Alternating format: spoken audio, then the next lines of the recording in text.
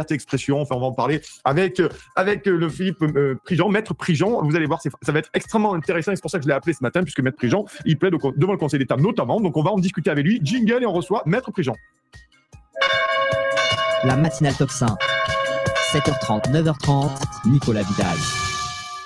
Chers amis, on continue, il est 8h39, on est formidable et là on va monter en gamme. On a eu Nicolas Lamberterie sur la Hongrie et maintenant nous avons Maître Philippe Prigent. Philippe Prigent, comment allez-vous, cher ami? Très bien, et vous? Ben, je suis en pleine forme, la liberté d'expression, les oiseaux chantent, le printemps arrive, on peut dire ce qu'on veut, on n'a pas la crainte de passer devant le tribunal. C'est quand même assez formidable cette situation. La liberté d'expression est en train d'être pillée, d'être foulée aux pieds de notre démocratie, cher Philippe Prigent. Alors, je vais vous surprendre, mais je ne vais pas du tout avoir la même analyse que vous. D'accord, très bien.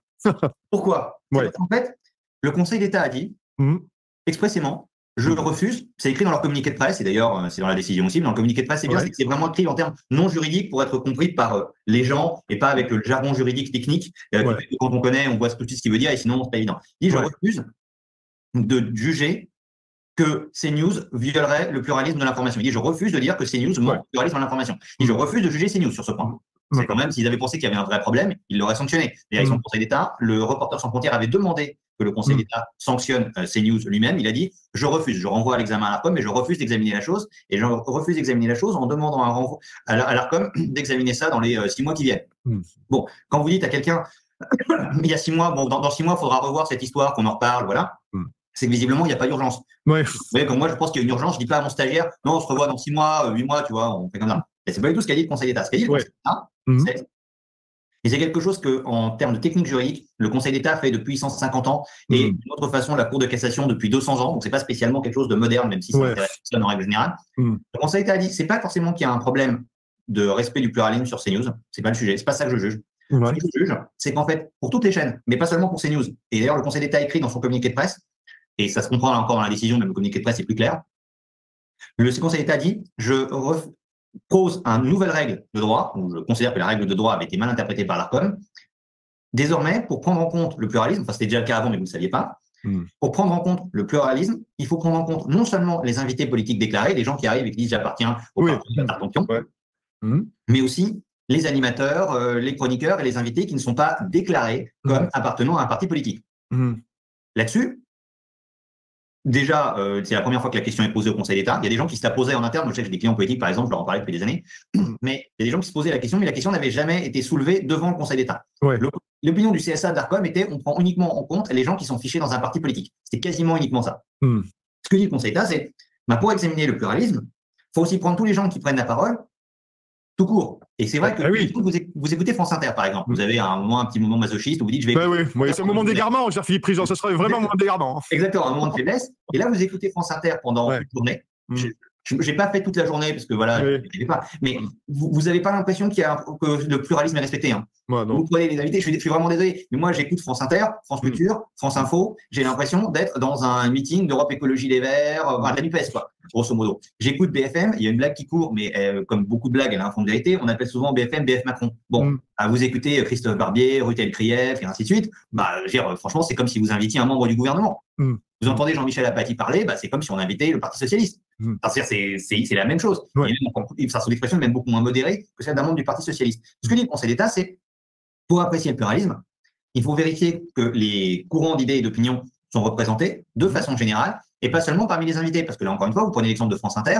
Moi, j'ai pas l'impression que sur France Inter, qui en plus est payé par nos impôts, j'ai pas l'impression que sur France Inter, on respecte énormément le pluralisme, et même chez les invités, c'est ça se voit, il y a un problème chez les invités, mais chez les chroniqueurs. Vous prenez LCI, par exemple. Voilà, on pense ce qu'on veut de la ligne éditoriale de la position de la guerre en Ukraine, par exemple. Bon, vous écoutez LCI, ils vous expliquent grosso modo, ils ont peut-être raison, j'en sais rien, moi, mais qu'il faut quand même risquer la guerre avec la Russie. Enfin, il faut être prêt à la guerre avec la Russie. Quoi. Mais vous écoutez des invités non politiques qui disent tout ça, et les animateurs.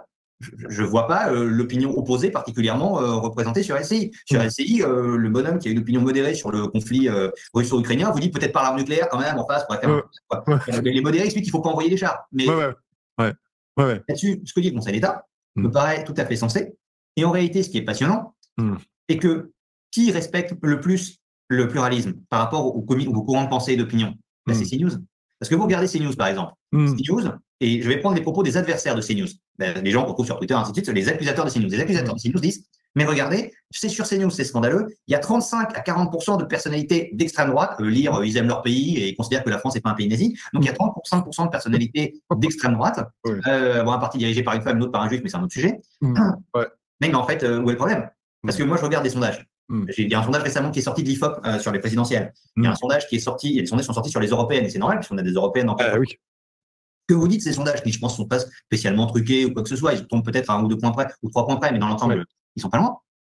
Ces sondages vous disent, le camp, au sens large, le patriote, favorable à l'autonomie de la France, réunit 35 à 40% des suffrages. Et sur CNews, ces gens-là auraient 35% du temps de parole ou 40% du temps de parole parmi les invités non encartés.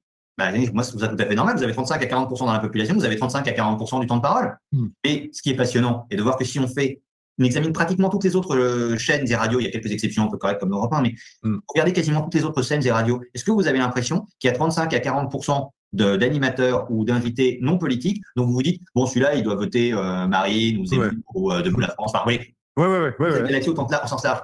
Ce que vous dit le Conseil d'État, moi je trouve ça très intéressant, c'est effectivement une règle favorable à la liberté d'expression, puisque ça consiste à dire il ne faut pas seulement être hypocrite en disant on prend en compte uniquement les gens qui sont encartés, il faut aussi prendre des gens qui donnent leurs opinions. Et vous avez des opinions, des expressions de Jean-Michel Apathy ou de Rutel Krief, par exemple, ça m'avait frappé, où le titre de leur chronique est parti pris. C'est-à-dire qu'il y a quelqu'un qui vous dit moi je suis partisan, je prends parti. Bon, à ce moment-là où il prend parti, d'accord, il n'a pas peut-être pas sa carte, il est peut-être pas, peut-être pas mis son tampon En Marche, j'appartiens à la France Insoumise, mais enfin c'est la même chose.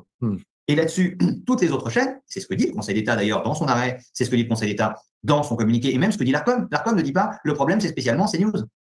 Ce que dit le Conseil d'État et ce que dit ensuite l'ARCOM qui suit le Conseil d'État, et c'est bien normal, il va falloir examiner ça pour toutes les chaînes. Et à ce moment-là, on examine toutes les chaînes, on va s'apercevoir que CNews est de loin la chaîne la plus propre. Il y a une statistique qui avait été sortie pour accuser CNews. C'est intéressant parce que vous prenez, généralement, quand quelqu'un vous accuse, c'est pas pire que ce qu'il vous reproche. Il y a quelqu'un qui veut absolument vous traîner dans la boue. Normalement, il met tout ce qu'il peut, il a plutôt même tendance à charger la barre. Moi, je suis avocat. Je m'y arrivais récemment, je plaidais. J'étais face à un procureur, je dis bon, même le procureur n'accuse même pas mon client de ça, donc mon client est innocent, ça paraît évident. Enfin, c'est du bon sens. Il accuse CNews, il dit non, mais attendez, vous vous rendez compte, c'est scandaleux. En 2021 et un peu avant la présidentielle, les invités d'extrême droite, on voit les gens qui aiment leur pays, représentaient 26% du temps de parole parmi les invités politiques. Ça, c'était l'accusation contre CNews. Et vous regardez le résultat des présidentielles, vous dites, mais en fait, ils font 33% des électeurs. On est Marine Le Pen, plus Éric Zemmour, plus Nicolas Dupont-Aignan, je pense qu'on peut ajouter Jean Lassalle, même si voilà. Là, vous dites, non, mais attendez, ces gens font plus d'un tiers des électeurs.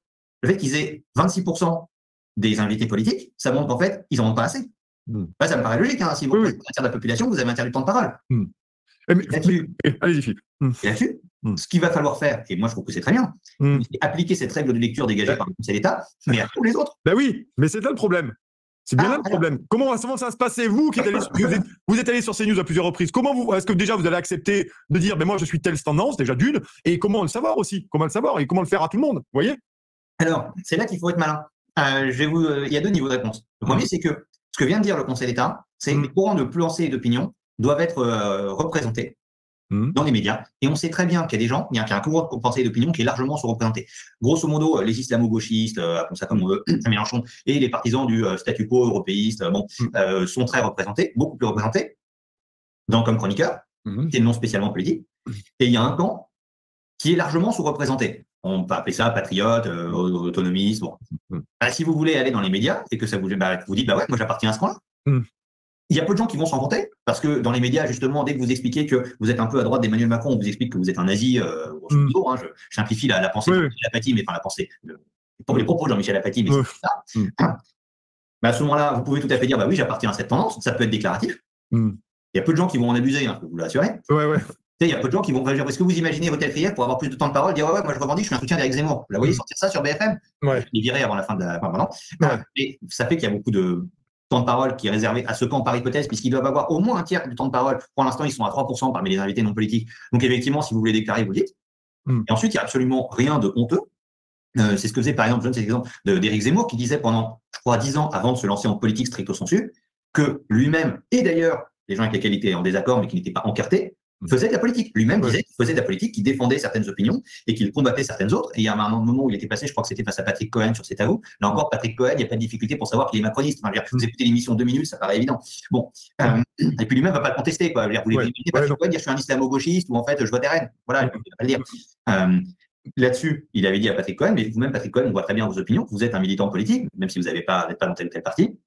Et on peut tout à fait savoir ce que vous pensez. C'est évident, il y a même des déclarations. Prenez l'exemple de Christophe Barbier. Christophe Barbier vous dit pour qui il faut voter. Enfin, je veux dire, quand un candidat vous dit, un éditorialiste, un intervenant vous dit pour qui il faut voter, ça vous donne quand même une idée de ses opinions politiques. Oui.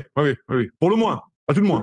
De loin, exactement. Et c'est absolument pas un cas minoritaire. Quand j'étais intervenu sur des plateaux télévisés, c'était essentiellement au sujet du Covid et pas seulement notamment des restrictions de liberté concernant le Covid. Bah, vous avez des gens, ça se voyait très bien, même s'ils étaient journalistes, qui considéraient qu'il faut injecter tout le monde de force et que si vous n'êtes pas injecté, bah, faut vous ostraciser, vous priver de travail, c'est comme un sous-homme, il y a un paria. Là-dessus, c'était assez évident, il suffisait d'écouter les gens, on connaissait très bien leur opinion, et ça permettrait, moi, ce que je trouve formidable, cette règle du Conseil d'État, de dire, attendez, surtout le service public, parce que c'est quand même la priorité.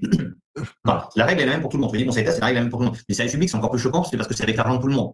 Surtout oui, Philippe, c'est la question que je vais vous poser. Désolé de vous couper, mais finalement, ça s'applique. Il y a CNews, on en a parlé, vous avez donné les nuances par rapport à cet arrêté du Conseil d'État, mais ça s'applique donc aussi aux services publics. Comment ça peut s'appliquer partout? Parce que j'ai entendu les journalistes nous dire, notamment, je crois, chez Quotidien, que finalement, eux, c'était une chaîne privée, comme CNews d'ailleurs, pas public, et qui pouvaient faire comme ils voulaient, puisqu'ils ne voulaient pas recevoir Marine Le Pen ou d'autres. Donc, comment arriver à avoir une certaine homogénéité, Philippe, à ce sujet-là, de pluralisme des voix? Alors, l'homogénéité peut se faire de deux façons. La première, c'est les mecs vont spontanément respecter la règle, qui est quand même hyper claire. C'est la règle du Conseil d'État, c'est 10 pages. Le communiqué de presse, c'est 1 page. À mon avis, vous êtes Quotidien, vous appartenez au groupe Bouygues. Ils doivent pouvoir trouver les moyens de payer un avocat quelque part. En serrant un peu la ceinture, ils doivent pouvoir trouver un peu de sous pour demander un avis à un avocat. Ça, c'est la première fois. Mais effectivement, ce qui est très drôle, c'est que toutes les autres chaînes expliquent que non, ils sont privés, ils font ce qu'ils veulent. On a vu le lendemain d'arrêt du Conseil d'État ou le soir. Je crois que c'est un représentant de TF1 expliquer, je crois que c'est sur Sud Radio, que eux, ils faisaient venir qui voulaient, puis lui, il n'a pas envie de voir Marine Le Pen, donc ils ne faisaient pas venir. C'est une vaste blague. C'est vraiment une blague. Vous êtes le groupe TF1, ils connaissent très bien le sens de l'arrêt s'ils le cherchent. Donc, normalement, ils devraient se respecter spontanément l'arrêt. Ils ne le font pas. Ce qu'il faut faire, et moi, je sais que j'ai déjà été contacté en ce sens par des requérants potentiels. Ce qu'il faut faire, c'est dire, non mais attendez, tous les autres, il faut les mettre en demeure, et immédiatement. Et non seulement il faut mettre tous les autres en demeure immédiatement de faire ce qu'on demande à CNews, parce que le Conseil d'État a dit, c'est un nouveau cadre pour l'ensemble des chaînes. C'est-à-dire que quand le Conseil d'État a dit, c'est un cadre qui s'applique à l'ensemble des chaînes, ça ne veut pas dire, non mais moi je suis privé, je ne suis pas concerné par le problème. C'est absolument pas le sens de l'arrêt du Conseil d'État. Et comme vous l'avez dit, le Conseil d'État a dit, n'a même pas examiné la question de savoir si CNews était privé ou public. Pour eux, ça n'a aucune importance. Et d'ailleurs, en droit, ça n'a aucune importance. D'accord, c'est un point important, ça, Philippe. Que ça n'a aucune importance d'être privé ou public, parce que on peut, nous, néophytes, même journalistes, se poser la question de savoir est-ce que le privé a les mêmes obligations, la même déontologie, finalement, si on parle que de ça, que le public, qui doit faire vivre un pluralisme des voix sur ses antennes, minimum. De ce point de vue-là, et c'est d'ailleurs la règle depuis 86, c'est juste qu'il y a des gens qui font semblant de ne pas comprendre, soit qui ne savent pas, soit quand ils savent, ils font semblant de ne pas comprendre, mais la réalité, la règle est évidente, vous êtes tous soumis à la même règle. D'accord. Point. Il se trouve que dans le cadre du service public, le service public est soumis à la même règle que les autres, c'est juste que c'est encore plus choquant. C'est-à-dire qu'il y a des gens qui violent la règle, et vous vous dites, ok, tu violes la règle, et il y a des gens qui violent la règle, et on se dit, non, mais toi, c'est scandaleux. Je pense qu'on est tous d'accord que quand la loi est violée par l'État, c'est encore plus choquant quand elle est violée par une personne privée. Vous voyez un type casser la gueule d'une vieille dame, vous êtes choqué. Vous voyez des flics casser la gueule d'une vieille dame, vous vous dites, non, mais attendez, les mecs, ils font ça sur leurs heures de bureau, et moi, je paie les impôts pour ça. Donc, dans les deux cas, c'est interdit. Vous allez devant un juge pénal, le juge vous dit, vous n'avez pas cassé la figure des vieilles dames, et il dit aux flics, bon, dans ton cas à toi, on va te mettre plus sur la gueule parce que tu vois, pour des raisons que tu auras comprises toi-même, d'ailleurs, ça t'apprendra. Mais la règle doit être absolument la même pour tout le monde, et il faut que les gens écrivent à l'ARCOM en disant, mais faites respecter cette règle sur France Inter, sur BFM, sur LCI, sur TF1. Le TF1, c'est absolument extraordinaire, c'est la plus grosse chaîne de télévision de France, même si elle a baissé en audience par rapport à sa grande époque. TF1, c'est la plus grosse chaîne de télévision de France, et en plus, elle appartient à un groupe qui a d'énormes liens avec l'État, parce que Bouygues, en fait, c'est un groupe presque parapublic, compte tenu de tous ces liens qui contractent le plan de l'État. Et cette chaîne, donc appartenant à un gros groupe lié à l'État, vous dit, non, on refuse d'inviter le représentant du principal parti d'opposition parce qu'on est une chaîne privée. Mais attendez, les mecs, vous croyez c'est une plaisanterie. Et vous n'avez jamais vu CNews dire on refuse par principe de recevoir Emmanuel Macron. Enfin, personne n'a jamais sorti ça en conférence. La question n'a même pas été envisagée de refuser d'inviter des ministres sur CNews. Ils ne sont jamais posé la question, visiblement. Ce qu'il faut faire, c'est écrire à l'ARCOM et, pour ceux qui le souhaitent derrière, engager un recours. C'est-à-dire faire ce qu'a fait Reporters sans frontières et dire maintenant on connaît la règle, et la règle, il faut l'appliquer. Il faut que l'ARCOM fasse respecter cette règle par tous les autres médias régulés. Et non seulement il faut que l'ARCOM fasse respecter ses règles par tous les médias régulés, mais il faudrait qu'elle se bouge parce qu'il y a des élections dans moins de 4 mois. Les élections européennes dans moins de 4 mois, je pense que tout le monde est d'accord pour dire évidemment, l'accès aux médias est important pour faire campagne. La première chose qu'on vous dit, c'est que moi, si je passe pas à la télé ou à la radio, les gens vont pas savoir que j'existe et ils vont pas savoir ce que je propose. C'est sûr que la place du village, c'est un peu has-been maintenant, on est d'accord. Hein, la place du village, c'est moins percutant. C'est moins percutant, manifestement, même si j'adore mes places de village. Hein, exactement. Surtout pour y boire des coups, mais bon, voilà. Exactement. Et là, que se disent les politiques, il faut qu'on ait accès aux médias, il faut que notre camp soit représenté dans l'accès aux médias, et il faut s'en occuper. L'ARCOM, maintenant, peut tout à fait le faire. Et non seulement l'ARCOM peut le faire, mais on sait que son refus d'intervention peut, exactement sur le fondement de l'arrêt du 13 février, être sanctionné. Donc, il faut que les autres chaînes s'adaptent immédiatement. Il faut que les autres chaînes engagent de nouveaux chroniqueurs et changent leurs invités. Moi, je suis désolé. Quand on écoute France Inter, on devrait pouvoir se dire, il y a au moins une personne sur 3 dont vous vous dites, bon, celui-là, il doit voter Zemmour ou équivalent. Ça devrait être le cas. C'est pas encore le cas pour l'instant chez France Inter. Même chose, je vous donne cet exemple, c'est pas caricatural, mais BFM. Moi, j'écoute BFM, j'ai pas l'impression que les opinions patriotes favorables à l'autonomie de la France par rapport à l'Union européenne soient très répandues. Où est l'équivalent patriote de Christophe Barbier? Oui, il n'y a pas tellement de souverainistes invités sur les antennes de BFM et sur d'autres d'ailleurs aussi. Hein. C'est un énorme problème. Et c'est un énorme problème. C'est pour ça que je parlais aussi des élections européennes. C'est un énorme problème puisqu'on va avoir des élections européennes. Oui, vous avez raison. Sur BFM, on va parler de la question, notamment, et en vue des élections européennes, de quel doit être le degré d'indépendance, autonomie, liberté de la France vis-à-vis de l'Union européenne. Est-ce qu'on est plutôt une sous-préfecture allemande? Est-ce qu'on est plutôt un État libre? C'est un débat. Oui, c'est un vrai débat. C'est un vrai débat. Philippe, là-dessus, je voulais vous poser une dernière question parce qu'il nous reste qu'une minute avant de recevoir Pierre-Jean Chalençon pour le dernier entretien de la matinée. Finalement, il y a aussi l'idée de l'environnement de l'interview, parce que quand vous recevez quelqu'un effectivement sur France Inter ou une antenne, on voit bien que selon qui est l'invité, selon quelles sont ses idées politiques, on voit bien qu'il y a un petit peu de hargne aussi au micro. Donc ça aussi, ça doit être pris en compte, parce que si vous invitez les gens pour leur taper sur la tronche médiatiquement, on va s'entendre ici, soyons clairs. Ça aussi, le pluralisme des voix, il est un peu dégradé, j'imagine, non? Ah oui, et d'ailleurs, c'est exactement ce qu'a jugé le Conseil d'État. Il faut prendre en compte aussi les animateurs. Prenez Léa Salamé, elle est compagne de Raphaël Glucksmann. Léa Salamé, c'est quelqu'un qui considère que déjà, Éric Ciotti, c'est l'extrême droite ultra-souverainiste, néo-nationaliste. Bon, moi, ça me fait rigoler. Valérie Pécresse, c'est le retour des heures les plus sombres de notre histoire. Bon, pourquoi pas mais effectivement, il faudrait qu'il y ait des équivalents de Léa Salamé et autres. C'est ce qu'a dit le Conseil d'État, c'est ce qu'il faut faire. Si j'étais France Inter ou BFM, je me dirais, bon, il faut se préparer un petit plan social avec recrutement quand même. Ouais. Il faudrait faire un petit PSE. D'abord un PDV, un plan de départ volontaire, et puis un petit PSE de modification. En tout cas, merci, cher Philippe Prigent, d'être venu ce matin par nos studios pour nous redonner le moral et nous donner votre analyse toujours pertinente. On vous souhaite un excellent week-end, bien entendu. Et en route pour la liberté d'expression. Allez, on continue. Merci Philippe, bonne journée à vous. Merci d'être passé par là. Merci beaucoup. Chers amis, on continue. On va passer pour le dernier entretien ce matin avec Pierre-Jean Chalençon. J'espère que vous êtes très nombreux ce matin. N'hésitez pas à partager, à liker. Vous le savez, c'est extrêmement important que vous puissiez nous soutenir. Voilà, puisque vous savez que la matinale cartonne très très bien. Et je passe bien sûr, comme tout vendredi matin, le bonjour à mon ami Clémence Ouliakova qui vous en chante tous les matins du lundi au jeudi. Et maintenant, jingle et on reçoit Pierre-Jean Chalençon. Jingle. La matinale top 5.